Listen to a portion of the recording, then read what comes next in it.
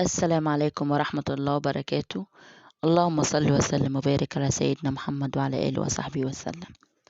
كل سنة والأمة الإسلامية بخير وسعادة يا رب.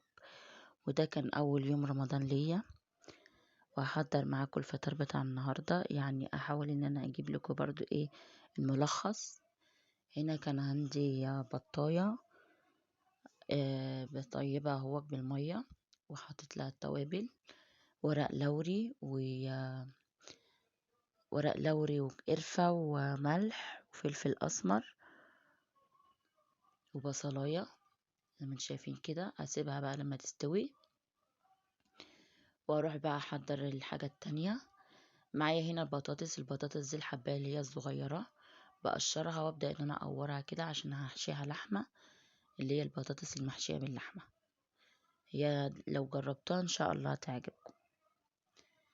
اهي بقور معاكم زي تقوير البتنجان والكوسة، يعني عادي، ويعني ما فيهاش اي مشكلة. هيك او بالشكل دوت.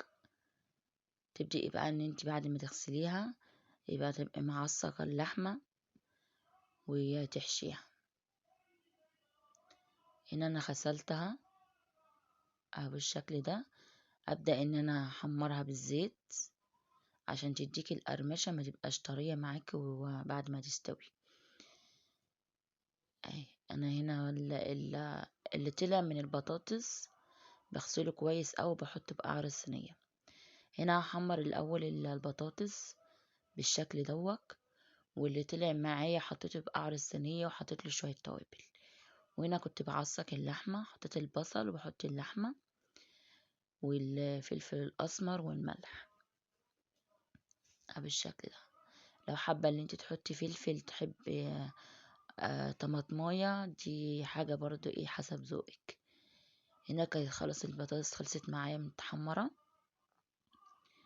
ودتني اللون الجميل دوك. وهبدأ بقى ان انا هحشيها. اللحمة برضو كانت معايا خلصت، وهنا كنت حشيتها بالشكل دوك. وهبدأ ان انا بقى كان عندي هنا صلصة، يعني ما اضطرش ان انا اعملها. هبدأ ان انا اقعد اوزع عليها يعني الصلصة، وهسقيها بمغرفة شوربة واحطها بالفرن. انا كده كنت خلصت، وبسقيها بمغرفة شوربة عشان بس ما تلزقش، واحطها بقى بالفرن تستوي مع نفسها وتاخد التحميرة بتاعتها. ومعايا هنا صينية رقاق. طبعا الرقاق عمايله سهل، بليت الرقاق وحطيت اللحمة. وهنا كانت معايا الصينية البطاطس خلصت، بقت جاهزة على الأكل. أبدأ إن أنا بقى أشوف الرقاق. وهنا الرقاق برضو كان احمر من استوى يعني. وهنا البطاية كانت استوت. بجيب معايا هنا الصلصة، وابدأ ان انا ادهنها واحطها بالفرن للتحمير بالشكل دوت. يعني احسن من الزيت والقلي والكلام دوت.